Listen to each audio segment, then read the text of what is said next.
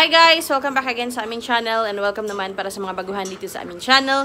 If you haven't subscribed in our channel guys, please do consider subscribing. Like our video and share to your friends. Do comment down below of course para sa mga katanungan nyo. And don't forget guys, like our page and Facebook. Ayan guys, dito kami nagkikater ng ilan pang mga katanungan nyo. Pero I'm sorry to tell you guys, it's been 5 months since hindi ako nakakapag-reply. Even dito sa aming YouTube channel guys, wala kaming upload for some reason. Pero ayun guys, we're back. So sana magtutuloy-tuloy na rin. Palagi ko yan sinasabi sa inyo na we're back again and again. Pero hindi talaga siya nasusundan agad. Pero ayun guys, in this video guys, i-update ko sa inyo yung aming yard. So bibigyan ko kayo ng insight dito sa yard kung ano na nga ba yung mga nangyari.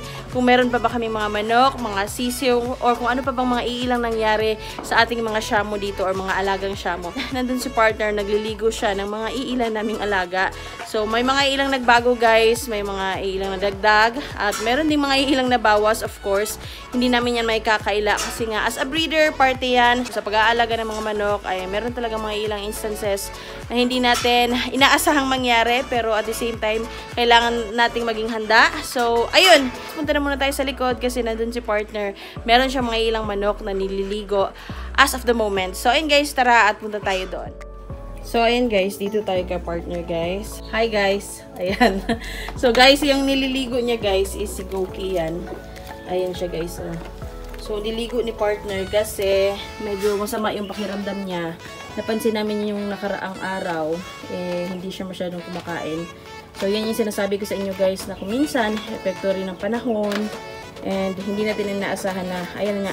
So, nagamot yan ni partner siguro mga 2 days ago. So, kaya ngayon, nililigo niya. So, punta tayo din sa yard guys at nang maipakita ko sa inyo yung mga alaga namin sa ngayon dito sa aming yard. So, ayun guys, dito, kung natatandaan nyo pa, ng mga nakaraan, hindi pa to actually talaga fully grown yung aming mga Carabao grass. So, sa ngayon na yun guys, napakadami ng Carabao grass and talagang lumabong na sila talaga. So, kapag umuulan kasi dito guys, kung matatandaan nyo, diba, halos dito is tubigan yan kasi nga yung area namin dito guys is parang meron siyang spring or tawagin sa amin guys is yung tubod. So kusang lumalabas yung tubig kung kaya nagiging maputik tong dito. Pero sa ngayon ayan pa rin guys yung mga alaga nating mga nanay dito or yung mga broodhen natin. Ayan, nandito sila guys and yung iba nandun. Ayun, nakasilip silang lahat. So ayan yung mga alagang inahin natin. So yung iba dito naka-standby lang kasi nga guys, eto sasabihin ko sa inyo, nag-stop na muna kami ng breeding guys. Yan yung mga alaga natin sa ngayon dyan. And dito tayo banda guys. So ayan, meron tayong mga ilang alaga dyan. Dalawa sila. And meron din naman dito guys. Ayan, yung mga medyo malalaki na rin talaga. Ayan, sila na yung mga inabutan guys ng almost last breeding na namin. Ayan, meron tayong dalawang mga maldito dito. Kaya namin sineparate to guys kasi medyo matatapang. Kung kaya ayan, nakaseparate silang dalawa. Nilagyan ko lang ng ayan o, screen sa gitna nila para hindi sila magsing-abot. And meron tayong mga babae ulit dito guys. Ito sila guys is nasa 4 to 5 months ata kung hindi ako nagkakamali. And yung dito rin, meron din. Ayan siya guys. Meron din tayong mga babae dito. So ayan yung ating mga siguro soon, broodhen na rin natin. And sasabihin ko lang sa inyo na for release sila actually din talaga. Pero for pick up kami sa ngayon kasi pahirapan talaga guys ang pag-shipping ng manok guys dahil nga sa mga sakit, yung mga swine flu, yung mga bird flu, alam niyo naman. So ayun guys, meron tayong isa ditong stag na napakaganda ng mata. Ayun guys. So napaka-blue ng mata na yan and napakalaki na. So actually hindi lang namin binaba kasi nga medyo pangit yung panahon sa amin guys.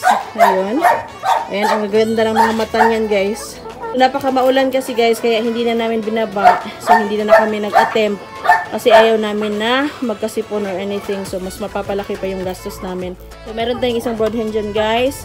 Meron ulit tayong tatlo dito guys. Etong tatlo kasi nito guys, medyo matatapang din yan. Kung kaya, sineparate ni partner and since silang tatlo is nagkakaunawaan naman din sila. So, ayan, nandyan sila. And meron tayong isa din dito. Ayan, etong isang broodhen. Ayan, napakalaki ng broodhen na yan guys. So, nandyan siya. Meron naman din tayong mga broodhen ulit ito guys. Ang dami naming broodhen. Actually, hindi din naman to sa amin lahat. Meron dito kay Sir Shamo Raptor. Tsaka sa iba pang mga breeder din na pinahiram din sa amin dito. So, ayan yung iba. Ayun, nandun. Ayan. So, ayan, meron tayong mga ilang brood hen dyan. So, ayan guys, naka-standby na muna yung aming mga inahin guys. Kasi nga, nag-stop kami ng breeding. Kasi nga, napansin namin dito sa Kidapawan, ang dami ng mga nag-aalaga. So, ganun naman talaga kapag negosyo or pagdating sa mga bentahan na rin, talagang kailangan mo ring mag-isip pa ng marketing ulit para na makabenta ka. So kami, nag-stop na muna kami para nga din hindi kami maubusan ng kulungan. Kasi kapag breed lang kami guys, talagang maubusan kami ng kulungan kasi medyo konti lang yung aming mga cages dito, which is, ayan, meron pa tayong mga ilang mga malalaki. So guys, dito nga pala tayo sa likod guys. Ito yung area namin guys. O yan o, matatandaan nyo, meron tayong area na pinaseparate before. So, ang mga bago naming alaga dito guys, ay ayan. Nagbalik loob kami sa pagpapabo, tsaka pagpapato. So, ayan, lumalapit sila guys kasi alam nila kapag ganito, ikakain talaga kapag may tao na lalapit dito sa area na to or dito sa banda sa likod. So, ayan, nag-iingay sila. So, meron kaming bali 7 pato. Actually guys, maliliit pa to sila. Or baby pa talaga, hindi pa sila breeder. So, binili namin yan. And then, meron kaming 2 pabo rin. Ito yung lalaki. Tapos, ito yung babae. So, hindi pa namin napurga. Siguro 2 days ago, simula nung nakarating yung mga pabo na to dito. So, ayan, yung ating mga bagong alaga dito naman sa likod banda. Dito naman tayo banda, sa area na to, yung pinagawa naming breeding pen. Actually, dahil nga wala kaming breeding as of siguro mga 3 months ago na. So, ito na yung mga iilan natin na mga alagang lalaki guys. So, sila yung naka-standby. And meron tayong isa dito. Meron din tayong isa dito. Ay, kinuha na pala ni partner kasi nagligo din siya ng mga manok. And ito yung anak ng aming ano guys. Isa din naming alaga. So, ito is homebreed na namin to. Itong lalaki na to. Ayan. Ayan siya guys.